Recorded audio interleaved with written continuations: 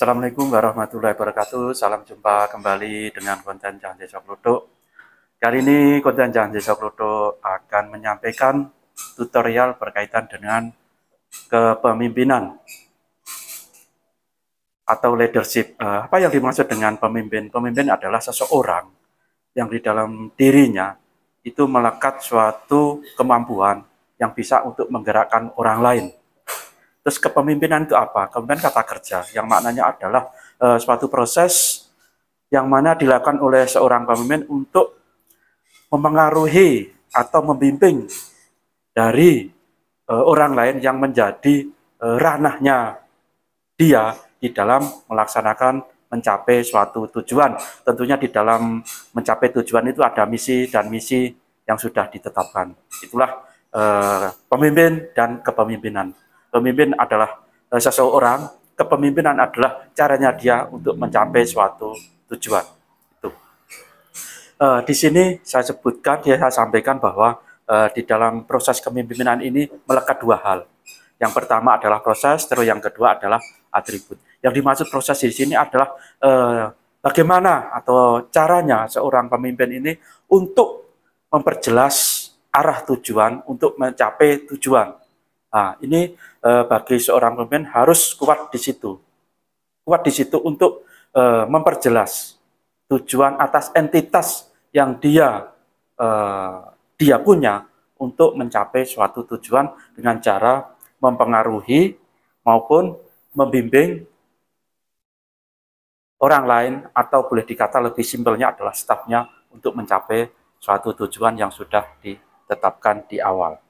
Itu proses seorang pemimpin. Yang kedua yang melekat bagi seorang pemimpin, yang kedua adalah atribut. Atribut di sini adalah karakteristik yang melekat pada dirinya seorang pemimpin. Karakteristik itu atribut yang melekat. Melekat di sini itu memiliki kemampuan hal di dalam memanage atas kepemimpinannya. Itu atribut. Terus teori dari lahirnya pemimpin ini ada tiga hal. Yang pertama adalah teori secara genetik. Terus yang kedua teori secara sosial. Terus yang ketiga teori secara gabungan antara genetik dan sosial. Disebut dengan teori ekologis. Yang dimaksud dengan teori genetik adalah bahwa leader are born not made. Dalam artian bahwa seorang pemimpin itu dipengaruhi oleh genetik atau gen dari pendahulunya. Itu pengertian secara pemimpin secara teori lahir atau genetik. Bahwa seorang pemimpin ini diciptakan dari genetik atas pendahulunya. Terus yang teori kedua adalah teori sosial. Leader are made and not born. Berarti seorang pemimpin bisa diciptakan dari sosial, bukan atas dasar genetik. Hal ini berbeda dengan teori genetik tadi. Terus yang lebih populer adalah teori yang ketiga ini, yang menggabungkan antara genetik dan sosial. Di sini jadi penggabungan teori genetik dan sosial ini jadi teori ekologis, yang mana di dalam teori ekologis penggabungan antara genetik dan sosial. Ini akan lebih kuat daripada sumber teori yang pertama dan teori yang kedua. Karena apa? Penggabungan dari dua teori menjadi satu. Nah, di sini yang mempengaruhi adalah lingkungan di mana dia dikembangkan, atau dididik atau diasah supaya menjadi seorang pemimpin yang baik. Lewat perjalanan, pengalaman, dan pengetahuan. Ada prosesnya di sini. Jadi faktor genetik juga mempengaruhi, faktor sosial mempengaruhi, sehingga dari teori ekologis ini yang akan kuat dibanding teori genetik maupun teori sosial itu tadi. Ini yang paling baik untuk menjadi sumber seorang pemimpin menjadi seorang pemimpin, yaitu teori ekologis. Terus apa saja menjadi syarat pemimpin? Sebenarnya syarat pemimpin itu banyak sekali. Saya sampaikan ada 5 hal untuk syarat menjadi pemimpin. Yang pertama adalah memiliki intelijensia atau kemampuan atau kecerdasan. Terus yang kedua, berperilaku yang baik sebagai tauladan. Di sini bisa ramah dan tamah terhadap orang lain. Terus yang selanjutnya adalah yang ketiga adalah kemampuan untuk brainless. Seorang pemimpin harus bisa mempunyai dan harus bisa mempunyai brainless, saya gunakan bukan analisis, saya gunakan brandlisis. Seorang pemimpin, syarat menjadi seorang pemimpin harus mempunyai brandlisis. Terus selanjutnya harus bersikap objektif, objektif terhadap dirinya sendiri, objektif terhadap orang lain, dan objektif terhadap suatu hal yang mempengaruhi dia. Harusnya sebisa mungkin harus objektif. Terus selanjutnya yang terakhir adalah jujur terhadap dirinya sendiri maupun terhadap orang lain. Hari kesemuanya dari syarat-syarat ini harus melekat pada seorang pemimpin. Terus selanjutnya adalah berkaitan dengan asas kepemimpinan. Asas kepemimpinan ini saya dengan menggunakan falsafah yang ada di tempat kami, falsafah Jawa, bukan artian untuk mendistrikkan saya sendiri, bukan. Karena saya dibesarkan di lingkungan Jawa yang masih memiliki budaya berkaitan dengan asas kepemimpinan. Yang pertama adalah engarso sung tulodo, artinya sebagai pemimpin menjadi suri tauladan bagi pengikutnya. Terus yang kedua, eng madya mangun karso. Jadi kalau yang ada di tengah itu siap untuk mensupport yang ada di depan dan membimbing yang ada di belakang.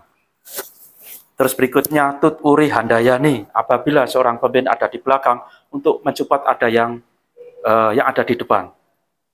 Terus berikutnya waspodo purba waseso, waspodo purba waseso, waspodo purba waseso.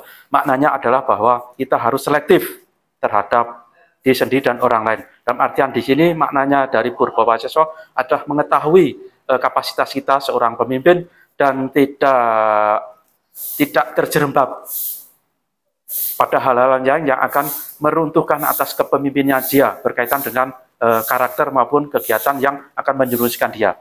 Harus waspodo purba waseso, harus selalu waspada setiap hal kegiatan yang dijalani. Terus berikutnya adalah ambek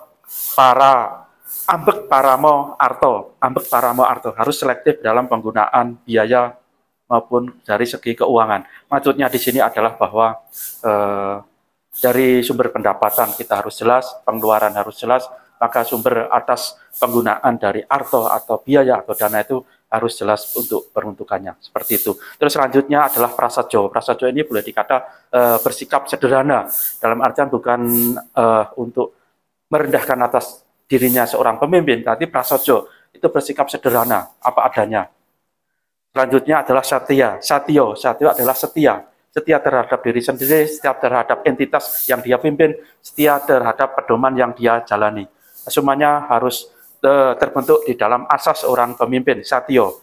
Terus berikutnya adalah gemi nastiti. Gemi nastiti ini adalah bersikap hemat, efektif, dan efisien, tidak bersifat boros. Gemi nastiti. Terus selanjutnya adalah bloko. Bloko bersikap lugas, apa adanya, tidak memihak satu dengan yang lain dan menyampaikan apa adanya. Seorang pemimpin harus jelas dan tegas untuk menyampaikan arahan atau perintah sehingga akan mudah dicerna oleh bawahannya.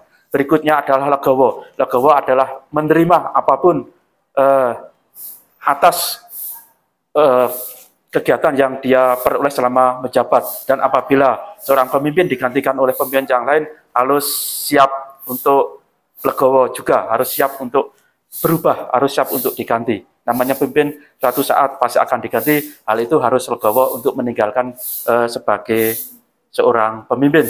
Mungkin ini saja yang dapat kami sampaikan, kurang lebihnya saya mohon maaf, mohon arahan dan masukan agar konten kedepannya bisa lebih baik lagi dan bermanfaat untuk semuanya. Sekali lagi saya mohon maaf kalau ada tutur kata dan sikap kata yang kurang berkenan dan salah, saya mohon maaf yang sebesar-besarnya. Akhirul kalam, wassalamualaikum warahmatullahi wabarakatuh. Salam rahayu, rahayu, rahayu.